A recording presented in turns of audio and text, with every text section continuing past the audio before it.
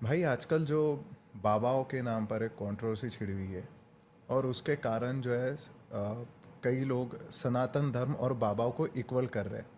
और अगर कोई व्यक्ति है जो कि जिसकी इमेज अगर पर्सनल उसने कुछ चीज़ें गलत की है तो एक तरीके से लागू किया जा रहा है पूरे सनातन पर और उसको जनरलाइज किया जा रहा है। तो आपका इस बारे में क्या कहना है? देखो, ये जो बाबा, सो कॉल्ड बाबा शब्द इस्तेमाल किया जाता है और उसको इक्वेट किया जाता है सनातन धर्म के साथ और उसी का मजाक उड़ाया जाता है। ये आजकल के टाइम पर काफ़ी ज़्यादा हमें देखने को मिल रहा है। लेकिन ये जो बाबा शब्द है, इसे एक अम्ब्रेला टर्म की तरह यूज़ किया जाता है। मतलब अगर आप देखोगे तो जो योगी है वो अलग अलग तरीके के हमें देखने को मिलते हैं। कोई एस्ट्रोलॉजर होता है, कोई कथावाचक होता है ना। तो ऐसे कई सारे हमें जो सन्यासी देखने को मिलते हैं, तो ऐसे कई सारे हमें योगी अघोरी देखने, भी होते हैं। अघोरी भी होते हैं।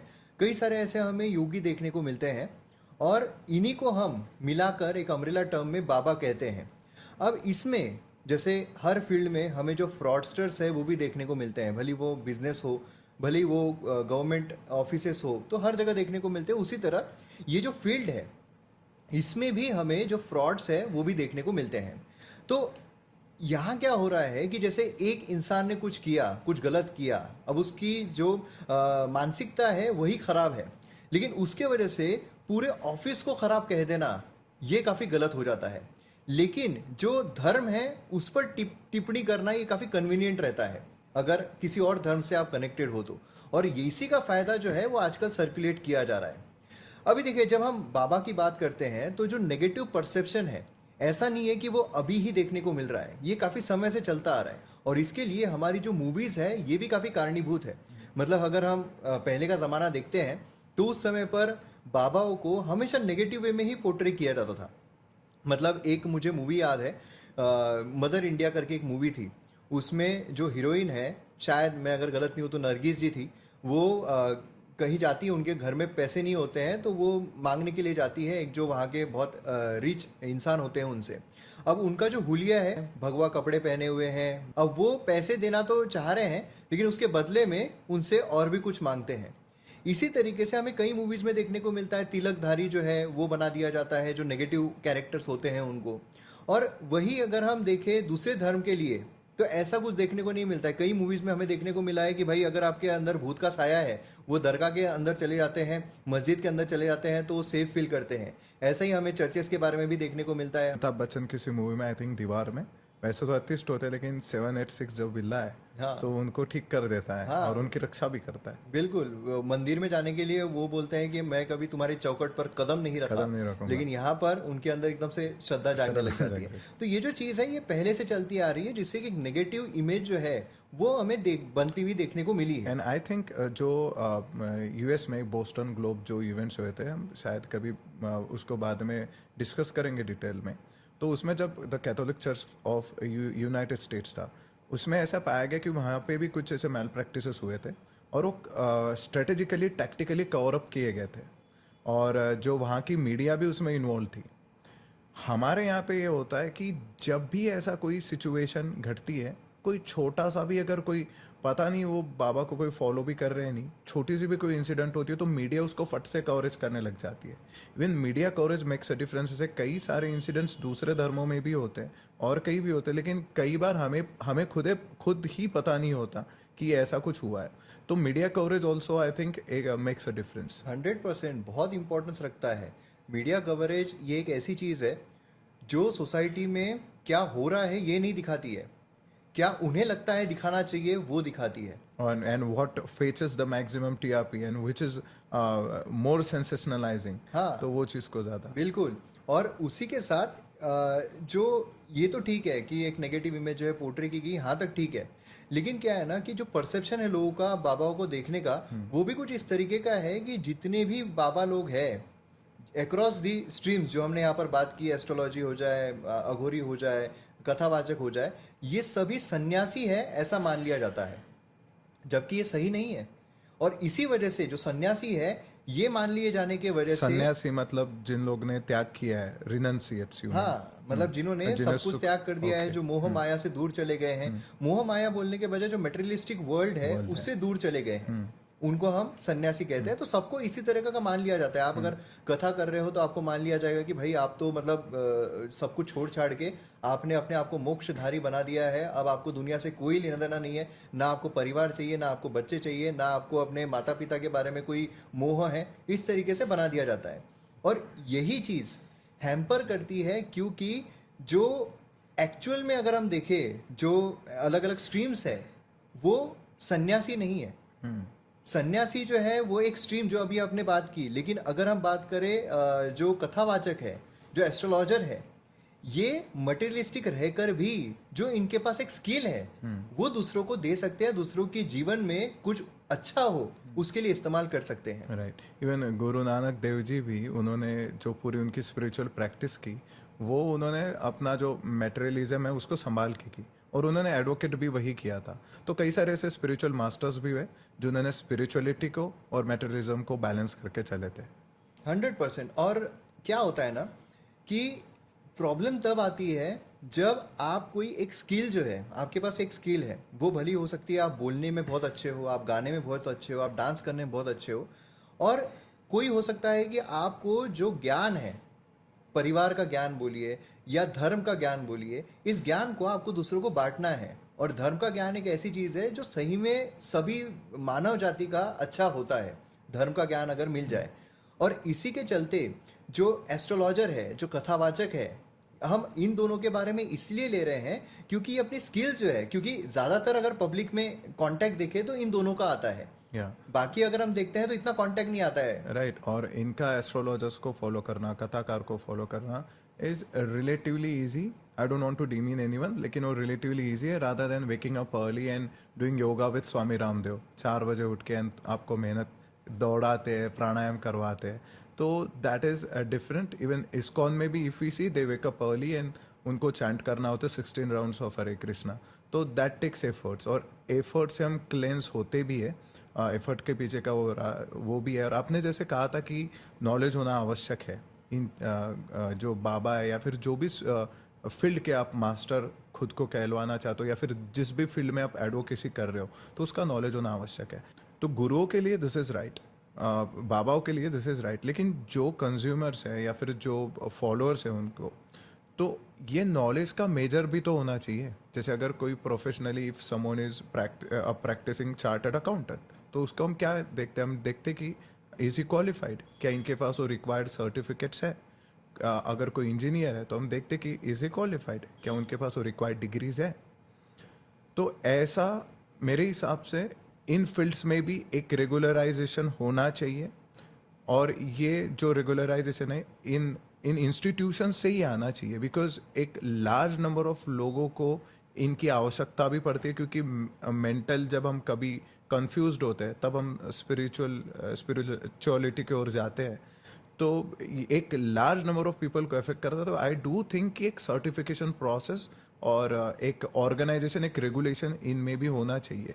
100%। और ये इसीलिए भी ज़रूरी है क्योंकि देखिए क्या होता है ना, अभी जैसे बाबा रामदेव हैं, वो योग सिखा रहे हैं। अगर सोचिए कि वो एकदम मोटे होते, अगर ओवरवेट होते, और अगर वो बोलते कि अगर आपको पतला होना है तो पहले ये योगा करो, वो खुद खड़े हैं बस बता रहे हैं कि आपको इस तरीके से योगा करना है, इस तरीके से योगा करना है, क्या उनकी क्रेडिबिलिटी बनती? रिलायबिलिटी बिल्कुल नहीं रहती। वो खुद कर रहे हैं, इस वजह से लोगों की रिलायबिलिटी और बढ़ी कि जब एक व्यक्ति कर रहा है, उसको उसके फायदे दिख रहे हैं, तो लोग फॉलो करते हैं। इसका मतलब ये है कि जो भी हम योगी लोग देखते हैं या जो भी स्पिरिचुअल लीडर्स हम देखते हैं, वो जो भी कह रहे हैं उन्होंने अपने जीवन में भी उसको अपनाना बहुत ज़रूरी है। अगर वो अपने जीवन में नहीं अपना रहे हैं तो लोग उसको क्रेडिबल नहीं मानेंगे। लोग ढोंगी अपने आप मानना शुरू कर देंगे इसी वजह से कि वो कह कुछ रहे हैं और अपने जीवन में बर्ताव कुछ कर रहे हैं। अब इसमें जो हमें कुछ रिसेंट टाइम्स में एग्जांपल्स देखने को मिलते हैं, जैसे कि हमें जो अभिनव अरोरा है, छोटे बच्चे जो है वो देखने को मिले हैं। काफ़ी छोटी उम्र है उनकी, और उनका देखा गया है कि काफ़ी मजाक, काफ़ी ट्रोलिंग उनकी हो रही है। उनका रिसेंट टाइम्स में जो वीडियोस काफ़ी वायरल हो रहे हैं कि भाई उनका जो एकदम स्पिरिचुअलिटी में जो उनका विश्वास है काफ़ी ज़्यादा जागा है, उनकी जो श्रद्धा है भगवान श्री कृष्ण में काफ़ी ज़्यादा जागी है, और इसी वजह से ऐसा नज़र आ रहा है कि वो भी कथावाचक के तौर पर आगे बढ़ना चाह रहे हैं। अभी तो बहुत छोटी उम्र है उनकी, कथावाचक के तौर पर आगे बढ़ना चाह रहे हैं। अब उनकी ट्रोलिंग किस चीज़ पर हो रही है कि उनके और पहले के जो वीडियोस है वो बाहर निकल कर आ रहे हैं कि भाई उन्होंने पहले तो नॉनवेज खाया करते थे लेकिन अब वो नॉनवेज खाने के लिए मना कर रहे हैं। देखिए, एक चीज़ हमें ये भी देखने को मिलती है या समझ में आती है कि ह्यूमन टेंडेंसी जो है वो है बदलना, वो है परिवर्तन।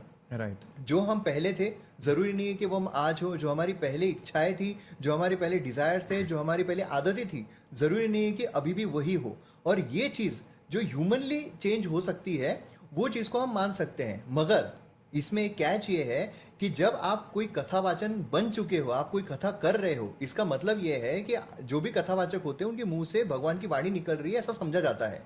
तो कथावाचन जब आप कर रहे हो तो उसमें आप एरर, जो फैक्चुअल एरर है वो आप नहीं कर सकते हो। मैं एग्जांपल के तौर पर आपको बता रहा हूँ, हाल ही में जया किशोरी जी जो है काफ़ी कंट्रोवर्सी में रही है और उनके पुराने वीडियोस अगर देखे जाए, क्योंकि वो भी बचपन से कथावाचन जो है वो कर रही है, उनके बचपन के वीडियोस अगर देखे जाए तो उसमें कथावाचन में उन्होंने एक बार कहा था कि जो पिकॉक है वो प्रेग्नेंट किस तरीके से होती है, जो फीमेल होती है वो जो मेल है उनके आंसू पीती है और उससे वो प्रेग्नेंट हो जाती है, जो फैक्चुअली कंप्लीटली गलत है। जब उनको पूछा गया एक शो में कि आपने इस तरीके से कहा था तो उन्होंने कहा था कि मैं भी गलत हो सकती हूँ, मेरा भी गलत हो सकता है, मैं भी सीख रही हूँ। मगर समस्या ये है कि आप अगर मैथमेटिक्स के टीचर हो और आप अगर समझा रहे हो कि 2+2=4, लेकिन आप पढ़ा दिए हो 2+2=5, जहां पर अब वो बच्चे पर ही नहीं है, पूरे परिवार पर उसका असर पड़ रहा है 2+2=5, आप बाद में नहीं बोल सकते हो कि अरे मैं तो सीख रहा हूं। अगर आप सीख रहे हो तो पहले फैक्चुअल चीजें सीख लो जो पब्लिकली अवेलेबल है। वो चीज़ें स्पिरिचुअलिटी में हम जा सकते हैं स्पिरिचुअलिटी में आगे कि भाई ये ऐसा होगा, ये वैसा होगा, लेकिन जो फैक्चुअल चीज़ है उसमें तो गलत नहीं हो सकते हैं। तब हम वहाँ पर दूसरों को कथावाचन जो है वो करा सकते हैं। अभी मुझे जब ये चीज़ मैंने देखी थी कि Abhinav Arora was being glorified as a spiritual leader, अब इसके ऐसा है कि अगर मैं किसी हॉस्पिटल में जाऊं और मैं अगर कोई 10 साल का बच्चा देखूं कि वो डॉक्टरी प्रैक्टिस कर रहा है, व्हाट वुड आई सी? मैं क्या सोचूंगा उसके बारे में कि भाई ये तो गलत हो रहा है, एक बच्चा मुझे ऑपरेट करेगा। I would say no, you are not qualified, आपको एक रिक्वायर्ड प्रिस्क्राइब एजुकेशन कंप्लीट करनी है, then you can come and operate me. या फिर कोई प्रोफेसर भी है, इफ 10 साल का प्रोफेसर आता है पढ़ाने, अगर आप यूपीएससी, आप 10 साल के और आप यूपीएससी की टीचिंग करा रहे हो, तो कौन आएगा आपके पास भाई? मतलब देखेंगे, चेक करेंगे, और शुरुआत में तो ट्रस्ट ही नहीं होगा उनको कि भाई इतनी ज़्यादा पढ़ाई जो करनी पड़ती है यूपीएससी का पढ़ाने के लिए, तो वो सिर्फ 10 साल का बच्चा तो नॉर्मली नहीं कर सकता। लेकिन फिर भी कुछ एक्सेप्शंस डेफिनेटली हो सकते हैं। जैसे लोग ऐसा सोचते हैं कि सिर्फ ये जो प्रोफेशनल कोर्सेज जैसे मेडिकल साइंसेस हो गया, इंजीनियरिंग हो गया, या फिर जो हमारा अभी जो एजुकेशन सिस्टम है, ये इसमें ही ये सारी चीज़ें लागू पड़ती है कि आपको एक प्रिस्क्राइब्ड एजुकेशनल क्वालिफिकेशन करनी पड़ती है, एक कोर्स आपको करना पड़ता है। जैसे हम भगवान श्री कृष्ण की लाइफ में देखेंगे, अर्जुन की लाइफ में देखेंगे, तो वो लोग भी स्कूल गए थे, गुरुकुल गए थे, उन्होंने पूरा सीखा था, पढ़ा था, एंड देन वे लोग आए और उन्होंने पढ़ाना स्टार्ट किया। इवन आज की भी स्थिति में देखे स्वामी रामदेव, उन्हें सब कुछ पढ़ रखा है, उनको वेदांत का भी ज्ञान है, उनको पतंजलि सूत्र का भी ज्ञान है, उन्होंने कई जगहों पर मेडिकल साइंस भी पढ़ रखा है, और उन्होंने ये भी कहा है कि जब मैं पूरा पढ़ूंगा तभी तो आपको बताऊंगा। और वो एकदम 10 साल में आए भी नहीं थे, और जनरली देखा जाए तो वो जो सिखाते थे वो अभी भी फॉलो कर रहे हैं। सुबह 3-4 बजे उठना, हेल्दी रहना, हेल्दी लाइफस्टाइल जीना, ऐसा बहुत सारी केसेस में है। इवन श्रील प्रभुपाद जो एक इतने इन्फ्लुएंशियल गुरु बने, वो लेटर एज में 70s के अराउंड वो गुरु बने, और तब तक उन्होंने पूरा जो ज्ञान था उनको सारे स्क्रिप्चर्स अच्छे से पढ़ के कितनी तो भी बार ट्रांसलेट करके रख चुके थे। तो पॉइंट इज, अगर आप कोई किताब पढ़ा रहे हो तो आपको उस किताब का नॉलेज होना आवश्यक है, और वो नॉलेज तभी आएगा जब आप उसको सीखोगे, विद इन राइट लाइट सीखोगे। जैसे आप पढ़ाते हो, पॉलिटी पढ़ाते हो, दूसरे सब्जेक्ट्स पढ़ाते हो, अगर मैं पॉलिटी खुद से पढ़ूँ तो हो सकता है कि मैं जो अनावश्यक चीज़ें वो भी पढ़ लूँ या फिर उनको गलत दिशा में समझूँ। लेकिन जब आपका अगर मुझे उसमें हेल्प मिल जाए तो मैं उसे सही दिशा में पढ़ सकता हूँ। उपनिषद जो शब्द था उसका अर्थ ही था गुरु के पास बैठना। तो आप बिना गुरु के पास बैठ के दूसरों को नहीं सिखा सकते। तो आई मीन टू से इज, अगर इफ कोई चाइल्ड है जो कि जया किशोरी जी ने भी बचपन में ही शुरू किया था, अभिनव अरोरा जी भी बचपन में ही शुरू कर रहे हैं, तो ये बेसिकली बच्चे थे। तो ये जो फील्ड में जा रहा है उसमें भी आप पढ़ सकते हो, उसमें भी गुरुकुल व्यवस्था है वृंदावन में, वाराणसी में, कई जगहों पर है, कई गुरुकुल होते हैं, वहाँ पे आप पूरा सीख कर देन आप पढ़ा सकते हो। तो जब आप पूरा तप के आते हो तो आपसे जो गलतियां है वो, क्योंकि सोने को जब तपाया जाए तो उसकी इम्प्योरिटीज निकल जाती है। और फिर जो हमें ये देखना होगा, जो भी पेरेंट्स से भी ये, कि आपका बच्चे से बड़ा सनातन धर्म है। आप जब सनातन धर्म की पताका उनके हाथ में देने का प्रयास कर रहे हो तो बच्चों को तो भूल जाएंगे, लेकिन ये बोलेंगे कि नहीं बाबा लोग ऐसे ही होते। तो इस केस में अगर कई सारे बाबा है जो मीडिया के सामने आते भी नहीं, फॉर एग्जांपल संत भानुदास महाराज जी जो वर्धा मनेरी में जिनका आश्रम था, वहाँ पे जो भी विकलांग बच्चे थे, चैलेंज्ड बच्चे थे, उनको जीवन भर उन्होंने संभाला और उन्होंने कभी मीडिया को पास में आने भी नहीं दिया। ऐसे कितने तो भी गुरु है जो मीडिया को और पॉपुलैरिटी से दूर रह के करते हैं, लेकिन फिर उनको भी एक ही इसमें जाके तोला जाता है, because few of them they are making mistakes. बिल्कुल सही कहा आपने। और यही चीज़ जो है, यही चीज़ जो मैं कह रहा था कि जो मैथमेटिक्स है, अगर आपको उसका प्रोफेसर बनना है तो आपको उसके नॉलेज जो है वो रहना ज़रूरी है। और अगर आपके पास नॉलेज नहीं है तो आपने बनना भी नहीं चाहिए। आज के समय पर अगर देखा जाए तो सिर्फ आपकी श्रद्धा है, और श्रद्धा के बलबूते पर आप अगर बताने फिर जाओ कि भाई भगवान श्री कृष्ण तो ऐसे हैं, भगवान श्री कृष्ण तो वैसे हैं, लेकिन एक्चुअल में अगर आपने भगवान श्री कृष्ण के बारे में एक किताब भी अगर नहीं पढ़ी है, क्योंकि भगवत गीता तो बहुत समझने के लिए काफ़ी उसके ज्ञान की ज़रूरत पड़ती है, लेकिन अगर आपने नॉर्मल भी दूसरी जो किताबें होती है प्रशंसा करने के लिए, जो भगवान श्री कृष्ण की काफ़ी सारी लीलाएं जो है बताई जाती है, तो वो भी अगर नहीं पढ़ी है तो उसमें भी आप क्वालिफाइड नहीं हो जो कथा है वो करने के लिए। राइट। एंड अगर आप कथावाचक हो तो मेरा ये मानना है कि जैसे आपने कहा था कि लोग जो है वो इजी वे ढूंढते हैं, तो लोग कथावाचन इसीलिए कम सुनते हैं कि उन्हें कुछ ज्ञान मिले, ज़्यादा इसलिए सुनते हैं कि अगर हम कथा में बैठ गए तो भगवान हम पे प्रसन्न हो जाएंगे और हमारी जो डिज़ायर्स है वो पूरी हो जाएगी। तो यहाँ पर लोगों का भी एक बहुत इंपॉर्टेंट भूमिका रहती है कि आपको जो बताया जा रहा है वो आपको कितना सही लग रहा है। और इसको जयकिशोरी जी ने भी कई बार कहा है कि आप मुझ पर विश्वास मत करो, आप भगवान पर विश्वास करो और आप स्क्रिप्चर्स को पढ़ो। उन्होंने कई बार कहा है ऐसा। लेकिन बात यह आती है कि आप दूसरों को अगर बोल रही हो, सजेस्ट कर रहे हो कि you should read your scriptures, जिनको करियर भी नहीं बनाना उसमें, और आप उसमें करियर बना रही हो, तो it is least expected that you read and know your scriptures well. And ये सिर्फ उन पे पर्सनलाइज्ड नहीं कहना चाहता, दिस अप्लाइज टू एवरीवन। 100%। और ये मैं कह रहा हूँ, आप उनको जो भी आपकी श्रद्धा है, जो भी आपको उनको जिस रूप में देखना है, कथावाचक के रूप में देखना है या आपके जो भी आपकी इच्छा हो, तो एक बार वो बनाने से पहले जो आप अपना इतना उनको बना लेते हो, एक गुरु समान बना लेते हैं काफ़ी लोग, तो गुरु बनाने से पहले एक बार देखना ज़रूरी है। अगर आपको कंफर्म हो जाए उसके बाद गुरु बना लीजिए, उसके बाद वो जो कह रहे हैं उस पर विश्वास कीजिए, क्योंकि इन दी एंड विश्वास सबसे इम्पॉर्टेंट है। Right. अगर विश्वास रूपी, जैसे मैंने काफ़ी सुंदर बात सुनी थी कि एक जो बहुत बड़े कवि है उन्होंने कहा था कि मैं तो हमेशा कहता हूँ, बोले कि अगर मुझे तराजू में राम जी और मुझे तोला जाए तो मेरा वज़न हमेशा ज़्यादा रहेगा। तो बोले ऐसे कैसे हो सकता है, राम जी वो मतलब भगवान जी है, वो अगर उनके साथ आपको तोला जाए तो आपका वजन क्यों ज़्यादा रहेगा। बोलते वहाँ तो सिर्फ राम जी है, यहाँ तो मैं और मेरे अंदर राम जी, तो मेरा वजन हमेशा ज़्यादा रहेगा।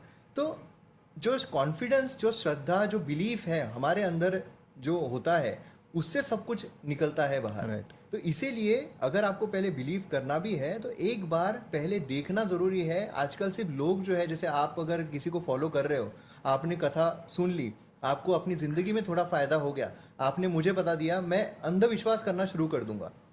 तो यहाँ पे प्रॉब्लम क्रिएट होता है कि आपने थोड़ी बहुत रिसर्च जो है कथावाचन के रूप में वो की है या नहीं है। अब रिसर्च करना इससे उनका इंसल्ट करना नहीं है, ये सिर्फ इसलिए है कि आप जो भी उनको मानना चाह रहे हो वो मानने से पहले आपने एक बार देख लिया है कि आपको उनकी बात सूट हो रही है या नहीं। Right. वो गलत बोल रही है ऐसा नहीं है, या कोई गलत बोल रहा है ऐसा नहीं है, कथावाचक भी, क्योंकि जो भी बोल रहे हैं वो भगवान का नाम स्मरण लेने के लिए ही बोल रहे हैं अलग अलग तरीकों से। वो कोई आपको ये नहीं बोल रहे हैं कि आप सिगरेट पियो, आप ये पियो, आप वो खा लो, आप वो जंक फूड खाने से मना कर रहे हैं, आपको सिगरेट पीने से मना कर रहे हैं, शराब पीने से मना कर रहे हैं, गंदी चीज़ें करने से मना कर रहे हैं। तो बोल तो वो सारी अच्छी ही चीज़ें रहे हैं। सवाल यहाँ पर यह आता है कि आपकी जो ज़िंदगी है, आपकी ज़िंदगी में कितना उपयोग या बिलीफ आप उसमें क्रिएट कर सकते राइट।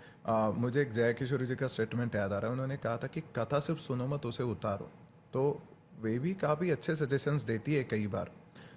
मैंने भी कई बार उनकी वीडियोस देखे तो कई बार काफ़ी अच्छे सजेशंस होते हैं। जैसे आजकल प्रेमानंद जी जो महाराज है, उन्हें माना जाता है कि ये सच्चे संत है, उन्होंने सच्ची तपस्या की है। तो मेरे हिसाब से अगर कोई मानक हो कि ठीक है आपके पास सर्टिफिकेशंस नहीं है, क्वालिफिकेशंस नहीं है, लेकिन अगर उनकी बात सुन के आपको संसार की जो बातें हैं उनमें अगर आपको ज़्यादा इंटरेस्ट आने लगे, तो देन वो आपको सही दिशा में नहीं ले जा रहे। अगर उनकी बात सुन के अगर आप वो कर रहे हो जो आप कब से करना चाहते थे, जो आपका सपना था, जो आपको लगता है कि सबसे सही है, तो आप सही दिशा, सही व्यक्ति को सुन रहे हो।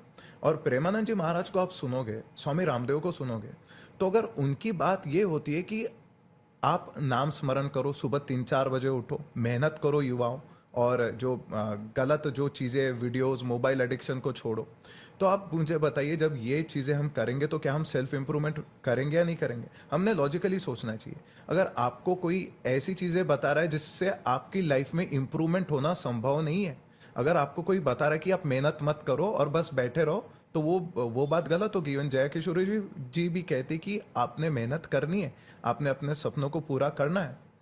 तो ये भी चीज़ होती है कि वो बता क्या रहे। अगर आपको, क्योंकि आप भी जानते हो कि मेहनत तो हमारे मतलब जो श्री राम है, भगवान शिव है, श्री कृष्ण है, हनुमान जी है, इन लोग ने भी मेहनत की है। और श्री कृष्ण ने भी कहा है कि कर्म का त्याग करके तो जीना संभव ही नहीं है।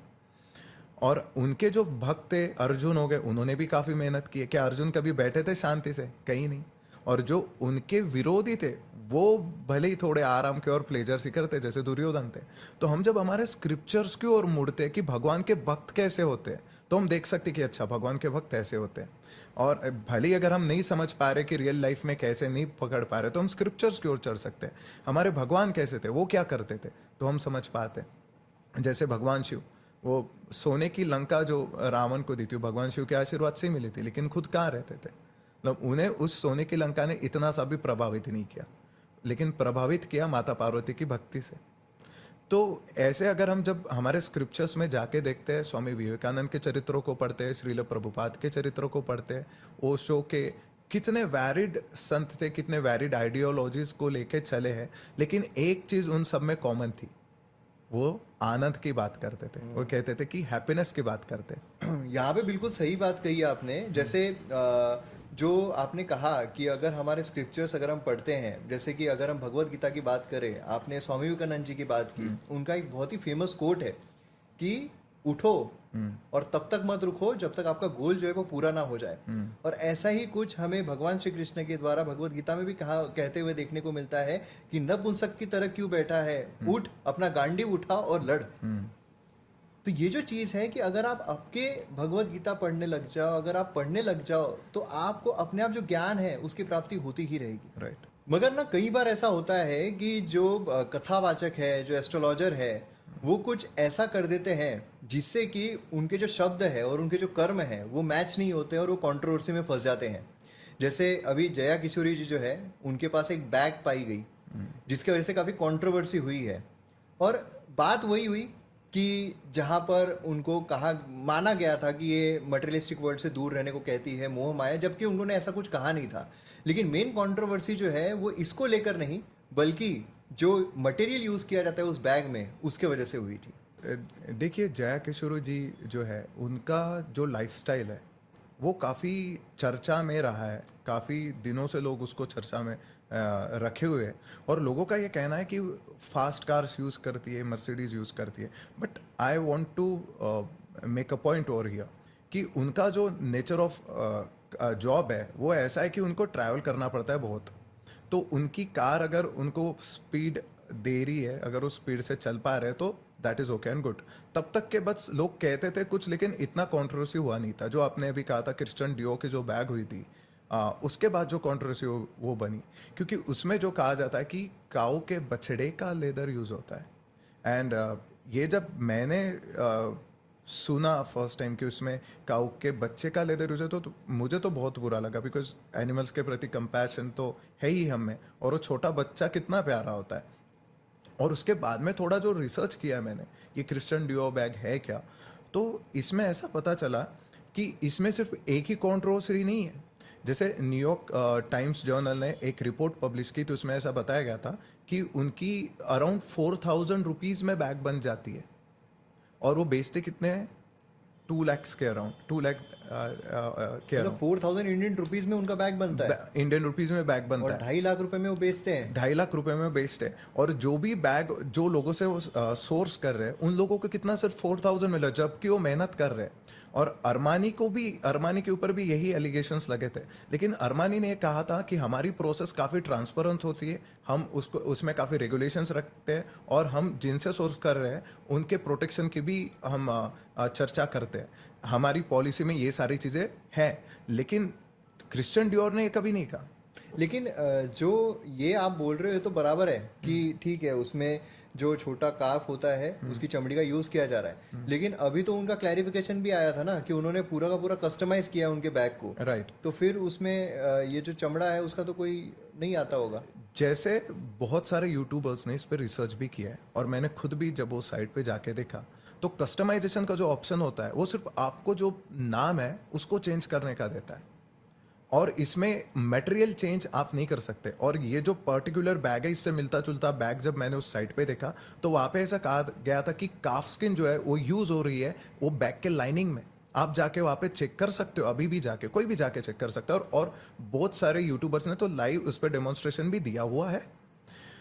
अब ये जब वो कंपनी अलाउ नहीं कर रही कस्टमाइजेशन, और company is known to sell leather products जिसमें काफ स्किन यूज हो रही है, और हम सनातनियों के लिए काऊ, और खासकर जो भगवत कथा श्री कृष्ण की है, उन्हें गाय के बच्चे और गाय कितनी पसंद थी, उनकी स्किन। और आगे बात मैं आपको बताता हूँ, ये लेदर जो है वो खुद ही नहीं बना रहे, या फिर खुद एनिमल्स से वो एक्सट्रैक्ट नहीं कर रहे, ये सब कॉन्ट्रैक्टेड होता है।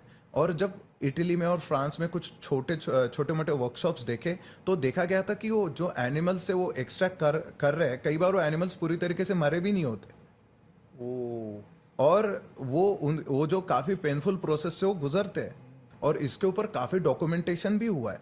और सिर्फ एनिमल्स के राइट्स वायलेट नहीं हो रहे, जो वर्कर्स वहाँ पे काम कर रहे हैं, ये तो अभी अभी काफ़ी कॉन्ट्रोवर्शियल, मतलब बहुत सारे न्यूज़पेपर में सर्कुलेट भी हो रहा था कि क्रिश्चियन डियोर के जो वर्कर्स है, वो वर्कर्स की लिविंग कंडीशन इतनी ख़राब है कि उनको एक सेपरेट लिविंग क्वार्टर्स भी नहीं मिल रहे, जहाँ पे वो वर्क करते 24 घंटा बस वही रहते।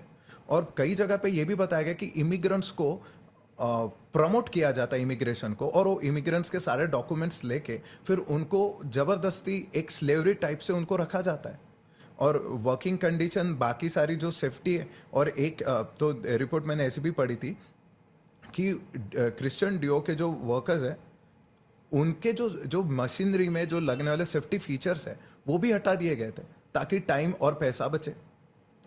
इतनी कंट्रोवर्शियल, और सिर्फ इतने कंट्रोवर्सीज नहीं है, प्लेगियरिज्म, कल्चरल अप्रोप्रिएशन के भी एलिगेशंस लगे हैं, और इसके प्रमाण भी है।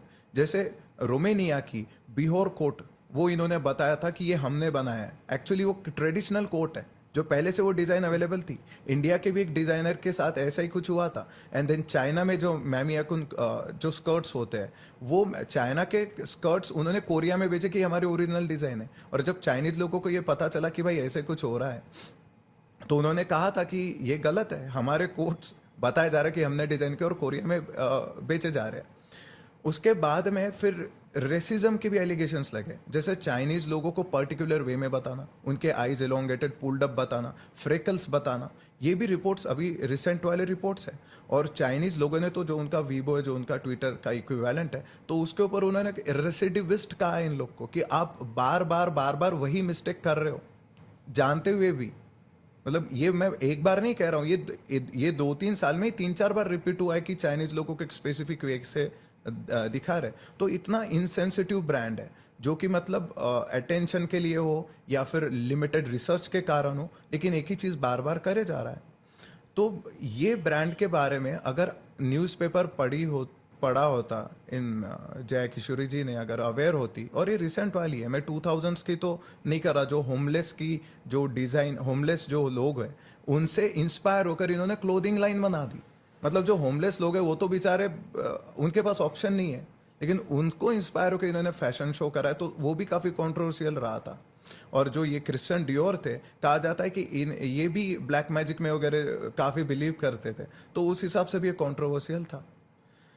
अगर डीप रिसर्च कर रहे हो, because deep research is expected, जैसे अजय देवगन को कहा जाता है कि आप विमल की ऐड मत करो, जुबा केसरी मत कहो, हाँ तो वैसे ही बिकॉज वो एक नाम है, उनको लोग फॉलो करते हैं। अगर आप कोई ब्रांड, और आप तो सेलिब्रिटी हो, लेकिन आप तो एक स्पिरिचुअल सेलिब्रिटी हो, आपसे तो लोग सीखते हैं, आपके पास लोग आते ही सीखने के लिए, और आप जाते ही लोगों के पास सिखाने के लिए।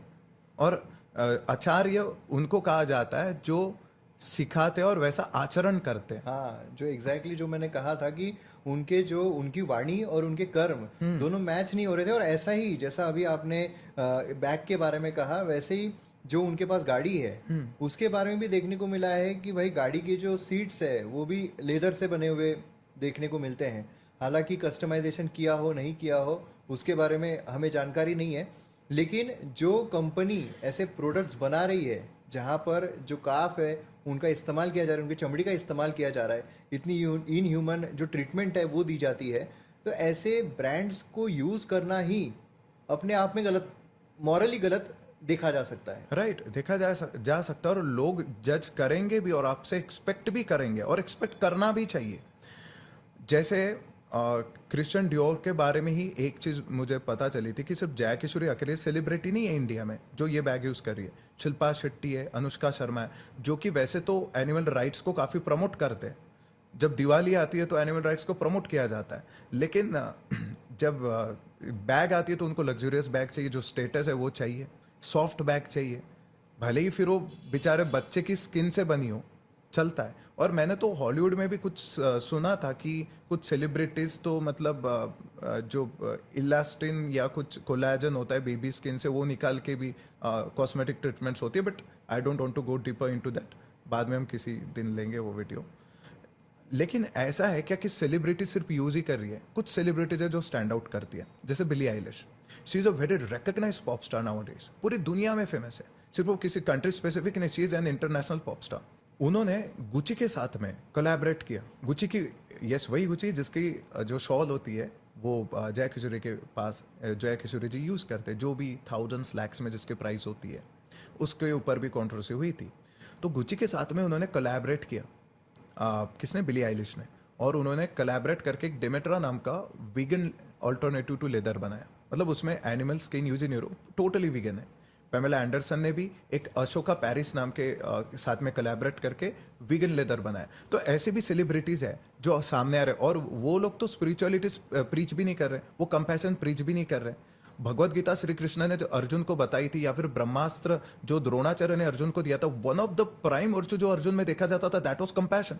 आप में कंपैशन होना ही चाहिए। और जब ये सेलिब्रिटीज जो स्पिरिचुअलिटी प्रीच भी नहीं करे, किसी और को मोटिवेट भी नहीं करे to become a better version of themselves, वो लोग अगर ये कर सकते हैं, तो ये हमारे इंडियन सेलिब्रिटीज जो इंडियन स्पिरिचुअल लीडर्स हैं उनसे क्यों नहीं आ सकता? और जबकि जया किशोरी जी की खुद की क्लोथिंग लाइन है, उनका एक ब्रांड है। अभी देखिए, अगर हम सनातन धर्म में जो भी स्पिरिचुअल लीडर्स हैं उनकी बात करते हैं, तो जो ऑब्जेक्टिव है वो हमें दो ही तरीके के देखने को मिलते हैं। एक तो जो सनातन ज्ञान है वो लोगों तक पहुँचे, जो अच्छी चीज़ें हैं वो लोगों तक पहुँचे, जिससे कि उनका जीवन बेहतर हो जाए। और दूसरा, जो कथा वाचन करते हैं, जैसे कि जया किशोरी जो है, उन्होंने खुद ने कहा है कि जो मटेरियलिस्टिक वर्ल्ड है उनसे वो दूर नहीं है और नहीं रहना चाहती है, उसका उपभोग वो लेना चाहती है। तो हम ये कंसिडर कर सकते हैं कि उसके ज़रिए वो अच्छी चीज़ें तो फैला रही है, लेकिन उसी के साथ साथ जो उससे पैसे उनको मिल रहे हैं, क्योंकि काफ़ी ह्यूज अमाउंट जो है वो चार्ज करते हैं कथा वाचन के। And I would like to add कि ये उनकी खुद की स्किल्स है। She is a good story teller, और गाना भी अच्छा गाती है, and she knows how to engage the crowd.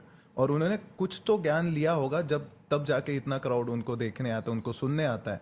And उन्होंने कई बार ऐसे कहा है, एंड ये काफ़ी जगहों पे प्रूव भी हो चुका है कि वो 50% उनकी जो फीस आती है वो नारायण सेवा संस्थान में देती है, विच अगेन सर्व्स जो लोग हैं जो फिजिकली चैलेंज्ड है उन लोगों की, और गरीब बच्चों को जो अंडर प्रिविलेज लोग हैं बेसिकली उनको सर्व करती है। हाँ, मतलब यही हम बोल सकते हैं कि जो ऑब्जेक्टिव है वो यहीं तक सीमित है। राइट। लेकिन अगर हम दूसरे धर्म पर जाते हैं, जैसे कि अगर हम क्रिश्चियनिटी की बात करते हैं, अगर हम इस्लाम की बात करते हैं, तो वहाँ के जो लीडर्स हैं, ऑब्जेक्टिव थोड़ा डिफरेंट देखने को मिलता है। मतलब कि जो कन्वर्जन है, वो एक ऑब्जेक्टिव देखने को मिलता है। अब एग्जाम्पल के रूप में मैं आपको बताता हूँ कि अगर हम नॉर्थ ईस्टर्न स्टेट्स की आज बात करते हैं हमारे देश के, तो ऑलमोस्ट सभी नॉर्थ ईस्टर्न स्टेट्स जो है वो क्रिश्चियनिटी में तब्दील हो चुके हैं। स्पेसिफिक एग्जांपल मैं आपको देता हूँ नागालैंड का, जहाँ पर 1941 में 0% क्रिश्चियंस थे। मतलब अगर आबादी के रूप में बताओ तो 9 क्रिश्चियंस थे, लेकिन वही 2011 के सेंसस के हिसाब से 87% के ऊपर पहुंच चुके हैं। और ऐसा ही हाल पूरे नॉर्थ ईस्टर्न स्टेट्स का है। मणिपुर मिजोरम में भी 80-90% जा चुका है। उसी के साथ साथ जो पंजाब अगर हम देखते हैं तो वहां पर भी जो पॉपुलेशन है क्रिश्चियंस की वो काफी ज्यादा इंक्रीज होती जा रही है। और जो टारगेट है यहाँ पर, वो जो पिछड़े वर्ग होते हैं उनको टारगेट किया जाता है, जहां पर फाइनेंशियल कंडीशंस वीक होती है, जो सोसाइटी है उसमें उनका इंक्लूजन इतने आसानी से नहीं हो पाता है। मतलब जो वीकर सेक्शन है उनको। हाँ, तो उनको ये टारगेट करते हैं, जिससे कि इजीली, क्योंकि अगर हम फाइनेंशियल असिस्टेंस दे देते हैं और उसी के साथ साथ ऐसे कहते हैं कि आप भी जो मेन स्ट्रीम लोग हैं उनमें आ जाओगे, है ना, सो कॉल्ड, अगर आप मेन स्ट्रीम में नहीं हो तो आप मेन स्ट्रीम में आ जाओगे, इस लालच में उनको, ये लालच के जरिए कन्वर्जन जो है वो किया जाता है, जो कि काफ़ी जगहों पर हमें देखने को मिलता है। अब अगर हम प्रोफेट विजेंद्र सिंह जी की बात करते हैं, तो जैसे उनकी जब डिड सभा, यू जस्ट से प्रॉफिट? जी हाँ, ऐसा ही कहा जाता है उनको, जिस तरीके से उनकी सभा जब भरती है तो वहाँ पर जिस तरीके का हमें दृश्य देखने को मिलता है कि भाई अगर किसी को कैंसर है तो कैंसर ठीक कर दिया जाता है, अगर किसी को किडनी का प्रॉब्लम है तो वो ठीक हो जाता है, अगर कोई चल नहीं पा रहा है तो वो खड़ा हो जाता है, और जो इनफैक्ट जो मृत है, जो मर चुका है, उसको भी पुनर्जीवित कर दिया जाता है। ये सारी चीज़ें की जाती है और वही क्रिश्चियनिटी के फेथ में की जाती है। अब अगर आप देखोगे जो पोप है, हम सभी को पता है व्हील चेयर पर वो आते हैं, तो अगर इतना ही सब कुछ किया जा सकता है तो फिर उन्हें क्यों व्हील चेयर से मुक्त नहीं किया जाता? तो ये जो चीज़ें हैं ये हमें और ज़्यादा बढ़ती हुई तब नज़र आती है जब जो बड़े बड़े सेलिब्रिटीज़ हैं वो भी एंडोर्स करते हैं। जैसे कि हमने देखा है अभी हाल ही में चंकी पांडे जो है वो उनके स्टेज पर गए थे। उसी के साथ साथ अगर हम देखते हैं तो राखी सावंत जो है उन्होंने प्रचार किया है, जॉनी लीवर जो है उन्होंने प्रचार किया है। देखिए, हर किसी की अपनी अपनी फेथ है, अपने अपने फेथ के हिसाब से जो गुरु है उनको चुन लेते हैं। लेकिन कहने का मतलब ये है कि साइंटिफिकली जो चीज़ें हैं उसको भी एक बार देखा जाना बहुत ज़रूरी है। और अगर ऐसी चीज़ें हो रही है तो फिर इस चीज़ का फ़ायदा जो है वो हमारे बाकी जनता के लिए भी उठाया जाना चाहिए। जैसे कि बहुत सारे जो हमारे यहाँ पर हॉस्पिटल्स है उसमें भी जो इस चीज़ का इस्तेमाल है वो किया जाना चाहिए। और ये जो कारण होते हैं इसके वजह से कन्वर्जन रेट इतना ज़्यादा बढ़ चुका है हमारे देश का कि जहाँ पर जो हिंदू पॉपुलेशन जहाँ पर बहुत ज़्यादा थी, अब वो पॉपुलेशन जो है वो गिरती हुई नज़र आ रही है और कंटिन्यूसली जो ट्रेंड है वो हमें लोअर ट्रेंड पर नज़र आ रहा है। मैंने एक रिसेंटली एक स्पॉटलाइट मूवी देखी थी जो टॉम मैकार्थी की है। उसकी मूवी के बाद में मैंने अपना थोड़ा सा रिसर्च किया, आई वाज रियली सरप्राइज्ड। जो the Catholic church of Boston था, जो कि America the Catholic church of America का जो बॉस्टन ब्रांच था, आज डायोसिस ऑफ बॉस्टन, उन्होंने वहाँ पे एक सेक्सुअल स्कैंडल हुआ था और एक बोस्टन ग्लोब नाम के एक मीडिया हाउस ने शायद वो किया था। तो वहाँ पे ये पता चला कि sexual abuse was rampant. John Geoghan नाम के एक प्रिस्ट थे जो वहाँ पे काम करते थे, उनके किसी ऑर्गन्स में काम करते थे। तो उनके ऊपर एलिगेशंस थे कि उन्होंने 130 बच्चों का, आई मीन बॉयज़ का, के साथ सेक्सुअल मिसकंडक्ट किया है। और ये चीज़ इतने सालों तक गुपित भी रही। और जब जो इनके हेड्स को, बिशप्स को जब कोई जाके कंप्लेन करता था तो क्या होता था, बस उस व्यक्ति की ट्रांसफ़र होती थी, ये चर्च से दूसरे चर्च, फिर दूसरे चर्च, फिर दूसरे चर्च, या फिर दूसरे किसी हॉस्पिटल में। और एक नाम आता है, ये Roman Catholic church of US के साथ में जुड़ा, दैट इज पॉल शेनली। उनके साथ में तो एक ऐसी कॉन्ट्रोवर्शियल चीज जुड़ी हुई है जो सुन के आप भी सरप्राइज हो सकते हो। आप इतने वेल रेड हो, आपको इतनी ज़्यादा अवेयरनेस है, फिर भी आप सरप्राइज हो सकते हो कि ये चीज़ मुझे कैसे नहीं पता। And that is my point. मैं आखिरी में आऊँगा उस पॉइंट पे कि इन्होंने पॉल शेनली के एक स्पीच से, इनके ऊपर भी एलिगेशंस ऐसे लगे बच्चों के साथ में ये सब हरकतें करने के। ये जो स्कैंडल हुआ था बोस्टन स्कैंडल में, इसमें इनका भी नाम था। लेकिन इन्होंने एक जगह पे एक स्पीच दी थी, जिस स्पीच के इंस्पिरेशन से एक एसोसिएशन बना था। एसोसिएशन का नाम क्या था? नैम्बला। इसका फुल फॉर्म क्या है? North American man boy love association. और ये एसोसिएशन, यस, और ये एसोसिएशन जो है ये क्या करता था, पीडोफिलिया को एडवोकेसी करता था कि हर किसी की स्वतंत्रता, अगर वो उनकी जो बॉयज में रुचि है छोटे, तो दैट इज देयर अधिकार। और ये काफी ठीक ठाक सी मूवमेंट रही थी यूएस में, एंड ये भी एक प्रिस्ट थे।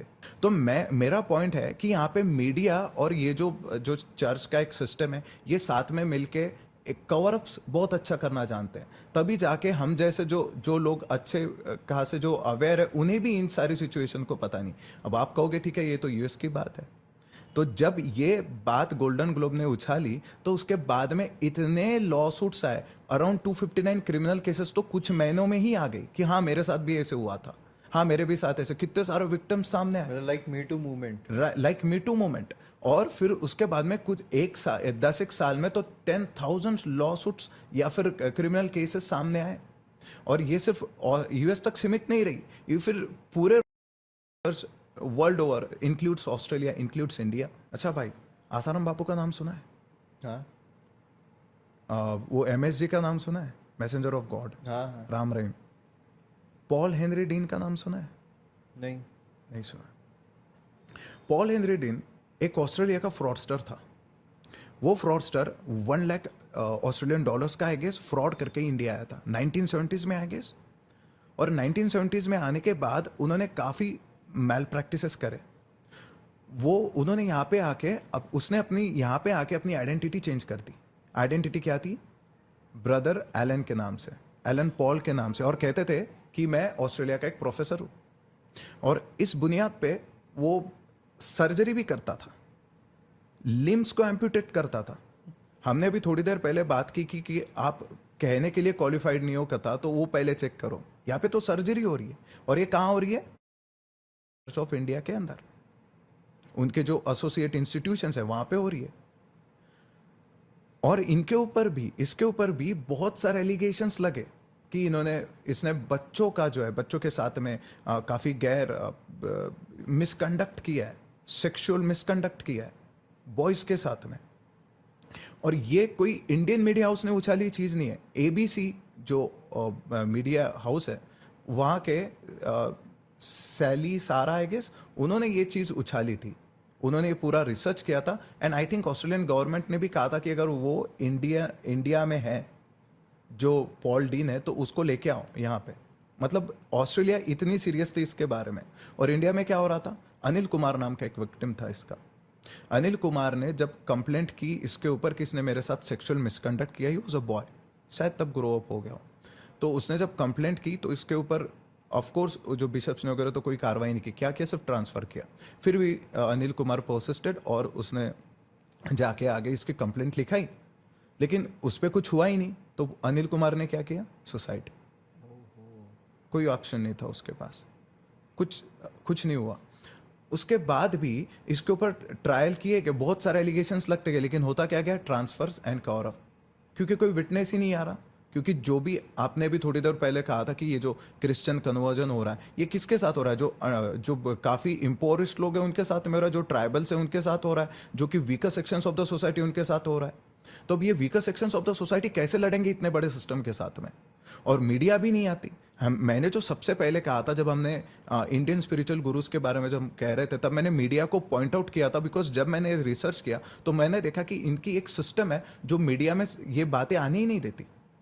और जब इसके ऊपर बहुत सारे चार्जेस लगे, एक 12 विटनेसेस थे, जब 12 केसेस इसके ऊपर रजिस्टर्ड हुए 2011 में, इसको अरेस्ट भी हुआ था इसका, लेकिन फिर भी कुछ नहीं हुआ। उसी दिन बेल होगी, क्योंकि शायद कुछ अवेलेबल एविडेंस ही नहीं मिला होगा, किसी ने एविडेंस ही सर्व नहीं किया, किसी ने विटनेस करके ये आए नहीं होंगे।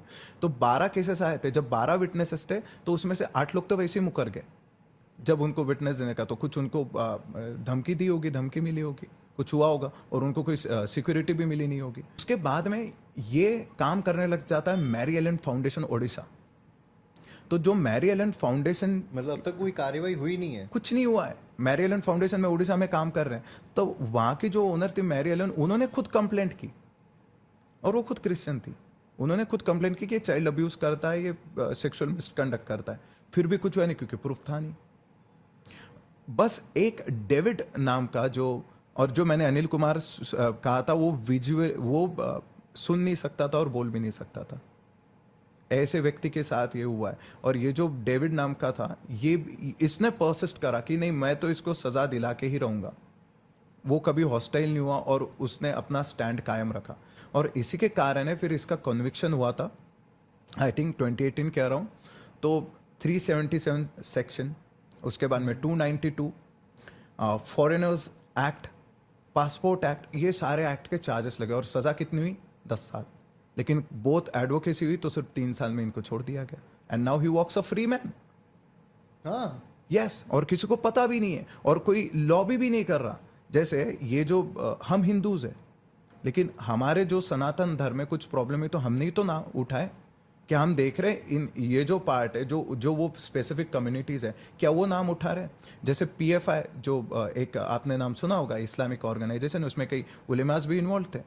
तो वहाँ पे एक प्रोफेसर, आई थिंक जोसेफ, उनकी हाथ काट दिया गया था 2010 में। क्या आपने सुना है? कभी नहीं सुना है, क्योंकि मीडिया ये चीज़ें कवर ही नहीं करता।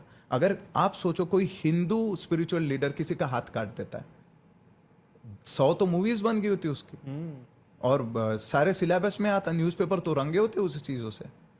तो ये पॉइंट है कि ये जो डबल स्टैंडर्ड्स है, शायद इनका सिस्टम स्ट्रांग है, या फिर मीडिया को उसमें कोई इंटरेस्ट नहीं दिखता, या फिर उनसे डरते हैं। सो ये तो चीज़ है कि मीडिया कवरेज दोनों को सही से या फिर ऑब्जेक्टिवली नहीं कवर कर रहा है।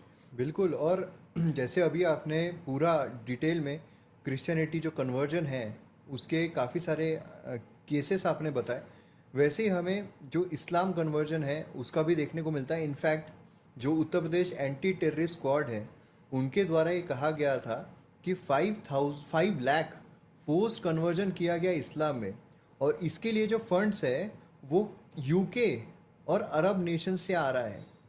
मतलब ये एक रैकेट चलाई जा रही है, ऐसा एंटी टेररिस्ट स्क्वाड के द्वारा कहा गया था उत्तर प्रदेश के।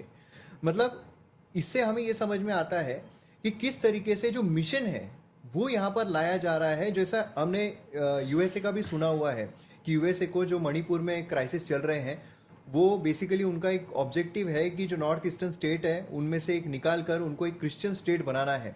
उसी तरीके से यहाँ पर जो एंटी टेररिस्ट स्क्वाड है उनके द्वारा ये कहा गया था कि जो रैकेट चलाई जा रही है फोर्स कन्वर्जन की इस्लाम में, पूरा भारत जो है उनको इस्लामिक देश बनाना है, जिसके लिए जो फंडिंग है वो बाहर से आ रही है, देश के बाहर से आ रही है, और फोर्स कन्वर्जन जो है वो कराया जा रहा है। और कई सारे न्यूज़पेपर जो ये कवर कर रहे हैं उनके द्वारा क्या कहा जाता है कि हमने 5 लाख लोग यहाँ पर बताए गए फोर्स कन्वर्जन के, हमने 5-6 लोगों से बात की, लेकिन उन्होंने कहा हम फोर्स कन्वर्जन नहीं किए थे। तो जैसा आपने कहा कि न्यूज़पेपर कितना रोल अदा करते हैं, तो यहाँ पर बहुत ज़रूरी है एक ऑब्जेक्टिव तरीके से जो चीज़ें हैं उसको सभी प्रकार के लोगों के लिए, क्योंकि अभी ऐसा हो रहा है कि एक सेगमेंट के द्वारा जो नारा लगाया जा रहा है, कटेंगे तो बटेंगे, एक रहेंगे तो सेफ रहेंगे, ये नारा इतने वर्षों के बाद क्यों लाने की ज़रूरत पड़ रही है? क्योंकि एक तरफ ही सेक्युलरिज्म के नाम पर एक तरफ ही हथौड़ा चलाया गया, दूसरी तरफ सब कुछ सेफ रखा गया। हमने वक्फ बोर्ड के बारे में काफ़ी डिटेल में डिस्कशन किया हुआ है, किस तरीके से वक्फ बोर्ड के द्वारा जो प्रॉपर्टीज़ है उसको क्लेम कर लिया जाता है और उसके अमेंडमेंट लाने की बात की जा रही है, तो उस पर विद्रोह हो रहा है कि आप रिलीजियस, इस पर आप सेक्युलर देश है, रिलीजियस इसमें इंटरफेयर मत करो। वही अगर हम देखते हैं क्रिश्चियनिटी में इतने कन्वर्जन किए जा रहे हैं, कोई भी चीज़ हमें बाहर निकल कर देखने को नहीं मिलती है। आज अगर हम देखते हैं मूवीज़ में, कई सारी मूवीज़ में जो सनातन गुरुज हैं उनके बहुत अच्छे तरीके से मजाक बनाया जाता है।